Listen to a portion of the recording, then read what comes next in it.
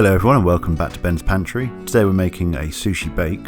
You want to start by adding 250 grams of washed and soaked sushi rice to the pressure cooker bowl, and to that add 320 ml of water.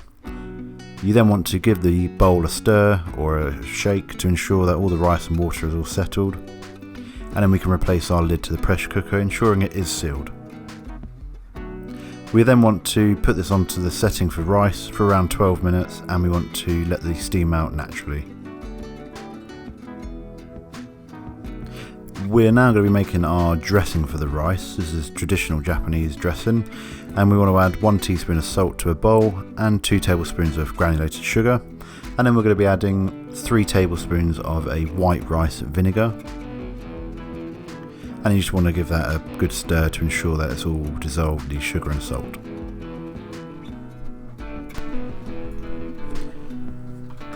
Once the rice is cooked, we now want to add our dressing to the rice. Just spread it evenly over the top, and using a rice spoon, you just want to use a slicing action against the rice, and you don't really want to mix it up, otherwise it could go quite smudgy.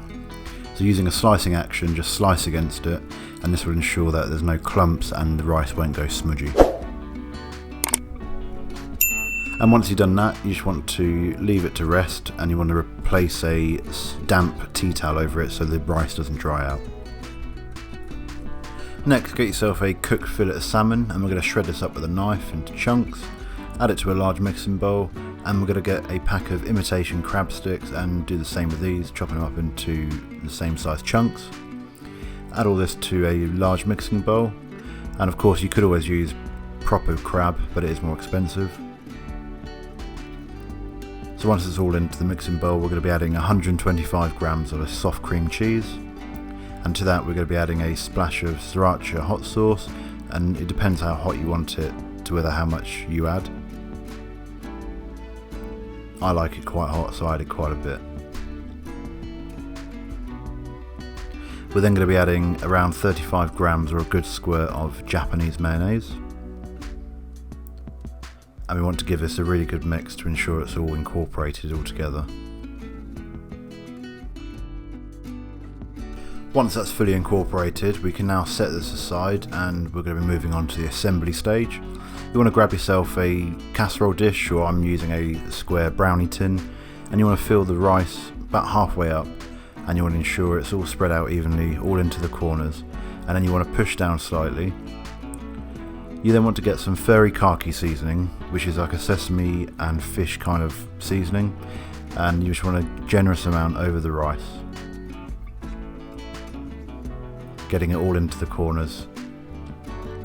You then want to grab your salmon and crab mix, and we're going to be placing this on top. You want to use up all the salmon and crab mix here, and you want to make sure it's all spread out evenly all into the corners, and you want to slightly push down again. You then want to place this into a preheated oven at 200 degrees Celsius for around 5 to 10 minutes. Out of the oven, it should have a bit of colour on top. You then want to cut it into equal pieces, and you want to take these out carefully, and you want to place these on top of some Korean Nori Sheets, which is like a crispy seaweed.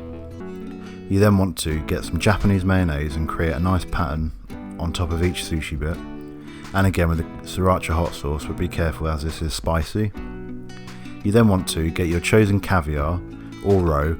I've gone for salmon caviar here, as I couldn't find any of the other smaller Japanese roe. You want to place a few balls or a spoonful on each sushi bit. And there we go, that is a sushi bake done. If you have enjoyed this video, please give it a thumbs up, and if you want to see more of this kind of content, please consider subscribing to my channel.